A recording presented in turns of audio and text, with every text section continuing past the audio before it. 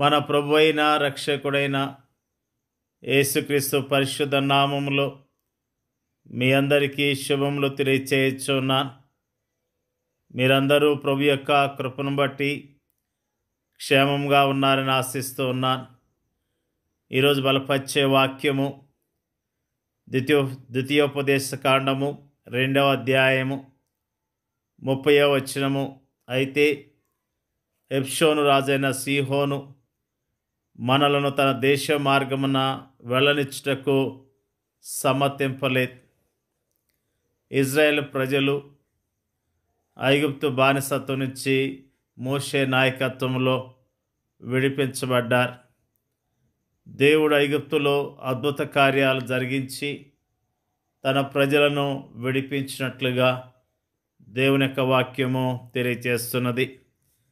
వారు దేవుడు వాగ్దానం చేసిన కానాను దేశానికి ప్రయాణమై వస్తున్నప్పుడు ఎదురుగా ఎర్ర సముద్రము, వెనక ఫరో సైన్యము.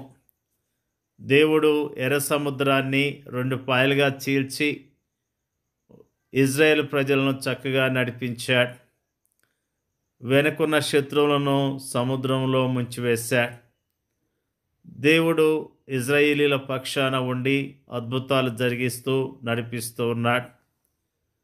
వారు విశ్వాసంతో అరణ్యములో ప్రయాణం చేస్తున్నప్పుడు వారి ఆత్మీయ జీవితంలో అడ్డంకులు వచ్చినట్లుగా ఈ రోజున జ్ఞాపకం చేసుకుంటూ ఉన్నాం.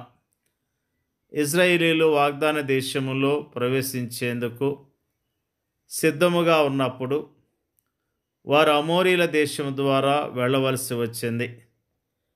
అప్పుడు వారు హెష్బోను రాజైన సీహోను వద్దకు వెళ్ళి దేవుడు తమకు ఇచ్చిన కనాను దేశంలోకి చేరేందుకు తమను అతని దేశం గుండా వెళ్లేందుకు అనుమతించమని, తాము అతనికి కానీ అతని ప్రజలకు కానీ ఎలాంటి హాని చేయమని, వారికి తాము ఎలాంటి నష్టాన్ని కలిగించమని, తాము తినే తిండికి తాము త్రాగే నీళ్లకు కూడా తాము సొమ్ము చెల్లిస్తామని అతనికి విన్నవిస్తూ అతనితో చాలా సున్నితముగా మాట్లాడారు. అయితే అందుకు అతడు పూర్తిగా నిరాకరించాడు. ఇది అతడు దేవుని ప్రజలను పూర్తిగా వ్యతిరేకించటమే. ఇప్పుడు ఇజ్రాయేలీలు ముందున్నది 2 మార్గాలు. ఒకటి వెనుదిరిగి వెళ్ళటం, రెండవది వారితో యుద్ధం చేయటం. ఆ సమయంలో దేవుడు వారితో ఇలా అన్నాడు, చూడుము, సీహోనును అతని దేశమును నీకు అప్పగింప మొదలుపెట్టి ఉన్నాను. అతని దేశము నీదగునట్లు నీవు దాన్ని స్వాధీనపరచుకొన మొదలుపెట్టుము. ఈ సమయంలో వారు దేవుని యందు విశ్వాసం ఉంచినట్లయితే వారికి విశ్వాసము సంప్రాప్తిస్తుంది. వారు విశ్వాసం ఉంచారు, శత్రువుతో యుద్ధం చేశారు. మన ఆత్మీయ ఎదుగుదలతో అనేక విషయాలు మనకి అడ్డొస్తూ ఉంటాయి. మన పరలోక విషయాల్లో ఆత్మ సంబంధమైన ప్రతి ఆశీర్వాదమును స్వతంత్రించుకునే ప్రక్రియలో అనేకమైనవి మనల్ని వ్యతిరేకిస్తాయి. వాటిలో ఆచార వ్యవహారాలతో కూడిన మతాశక్తి ఒకటి. అది వాస్తవమైన వాక్య సత్యముల నుండి మనల్ని దూరముగా తీసుకుని వెళ్తుంది. అది జ్ఞానమును తాళపు చెవిని ఎత్తుకొని పోతుంది. లోపల ప్రవేశించు వారిని అడ్డగిస్తుంది. వాస్తవానికి ఇది లోక సంబంధమైన మూలపాఠం అనుసరించు మోసకరమైన నిరర్ధకమైన తత్వజ్ఞానం తప్ప వేరొకటి కాదు. ఈ గొప్ప అడ్డంకును మన నుండి తొలగించుకునేందుకు మనం చేయవలసింది ఒకే ఒకటి. మనం వితర్కములను దేవుని గూర్చిన జ్ఞానమును అడ్డగించు ప్రతి ఆటంకమును పడద్రోసి ప్రతి ఆలోచనను క్రీస్తుకు లోబడినట్లు చెరపట్టి సంపూర్ణ విధేయతను కనబరుస్తూ ముందుకు సాగాలి. తన ప్రజలు హెష్బోను దేశం ద్వారా వెళ్ళినట్లుగా దేవుడు సీహోనును అడ్డు తొలగించాడు. వాగ్దాన దేశం దిశగా అడుగులేసే మనము మన మనస్సు అనే అడ్డంకును స్వాధీనం చేసుకోవాలి.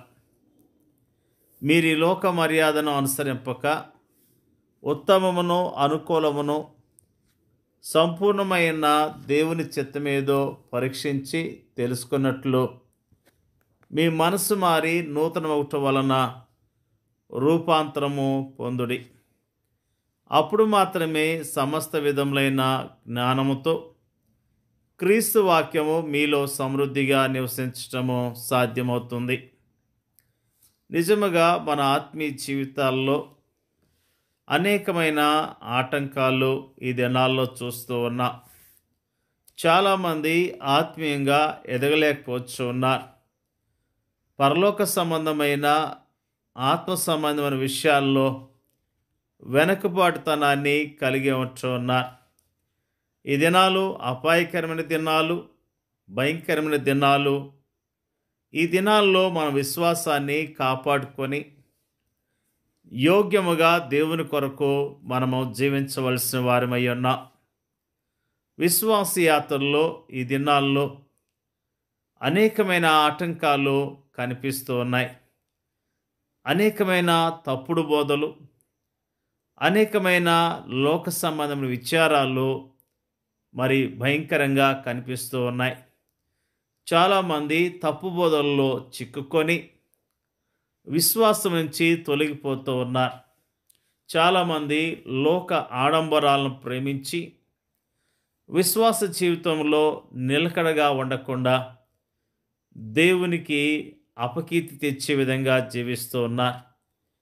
ప్రేమైన దేవుని యొక్క ప్రజలారా, మన విశ్వాస యాత్రలో ఉన్న అడ్డంకులను గుర్తించి మన విశ్వాసంలో ఎదగలేకపోవటానికి గల కారణాలను గుర్తించి మరి దేవుని యొక్క విషయాల్లో శ్రద్ధ కలిగి ఉండటం కొరకు ఆటంకాలన్నిటినీ విడిచిపెట్టి దేవుని కొరకు మనం జీవించవలసిన వారమై ఉన్నాం. నిజముగా ఇశ్రాయేలు ప్రజలు ప్రయాణమై వెళ్తున్నప్పుడు వారికి ఆటంకాలు వచ్చినాయి. ఆటంకాలలో వాళ్ళు దేవుని మీద ఆధారపడ్డారు, దేవుని యందు విశ్వాసం ఉంచారు, వారు విజయాన్ని పొందుకోగలిగారు. మన విశ్వాస జీవితంలో కూడా వచ్చే ఆటంకాలను ఎదుర్కోవటానికి దేవుని మీద ఆధారపడి జీవించడం మనం నేర్చుకుందాం. దేవుని సన్నిధిలో కూర్చొని ఆయన సన్నిధిలో ప్రార్థన చేస్తూ వాక్యాన్ని ధ్యానం చేస్తూ యోగ్యముగా ఆయన కొరకు జీవించటము మనం ప్రారంభిద్దాం. ప్రేమైన దేవునికి బిడ్డలారా, దేవుని యొక్క వాక్యము స్పష్టంగా తెలియచేస్తున్నది. నిజముగా దేవుని బిడ్డలుగా ఈ లోకంలో మనం సాక్షులుగా ఆయన కొరకు జీవించాలి, ఆయన మహిమపరచాలి, ఆయన ఘనపరచాలి. మన ద్వారా దేవునికి మహిమ కలగాలి. ఆ విధంగా జీవిస్తూ పరలోక సంబంధమైన నిరీక్షణ కలిగి దేవుని కొరకు ఈ లోకంలో జీవిద్దాం. దేవుడి యొక్క వాక్యాన్ని దీవించునుగాక. పరిశుద్ధులైన మా తండ్రి, జీవం కలిగిన మా తండ్రి, నీకు వందనాలు, స్తోత్రాలు. మానవులైన మా పట్ల నీకున్న ప్రణాళికలను బట్టి నీకు స్తోత్రాలు. ప్రభా, ఇజ్రాయేల్ ప్రజలు ఐగుప్తు బానిసత్తులు ఉన్నప్పుడు అయ్యా మరి ప్రభా మోషేని పంపించి అద్భుతాలు జరిగించి మరి అక్కడ వారికి సంపూర్ణమైన విడుదల కలగజేసిన విషయాన్ని మాకు జ్ఞాపకం చేశారయ్యా, నీకు స్తోత్రాలు. వారికి వాగ్దానం చేసిన వాగ్దాన దేశానికి మీరు నడిపిస్తున్నప్పుడు ఆటంకాలు వచ్చిన విషయాన్ని జ్ఞాపకం చేసుకోవడానికి ఇచ్చిన కృపను బట్టి నీకు స్తోత్రాలు. మరి ఆ యొక్క ఆటంకాలన్నిటినీ తొలగించి వారిని చక్కగా నడిపించిన విధానం బట్టి నీకు వందనాలు, స్తోత్రాలు తెలియజేస్తూ ఉన్నాం.